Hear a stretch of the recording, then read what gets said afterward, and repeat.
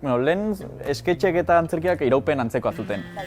Gero, azken 2 urtetan antzerkiari askoz ere pixu gehiago eman diogu. Bai.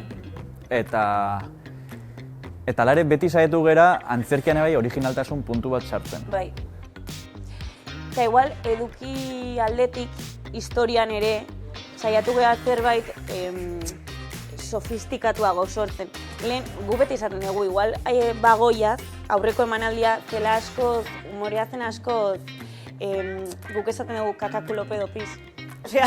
Esalde bakoitzak, bai, nola zan. Bai, askoz errexeago, bai, humore super errexa. Eta oraingoan bai jo dugu, egitea humore askoz delanduago bat, bastante absurdoagoa, orduan, igual harrapatzen ere batzutan zailagoa da, baina aldi berean saiatu gara ere mantentzen istorio bat, aldarrikapen batekin, eta koherentzia batekin.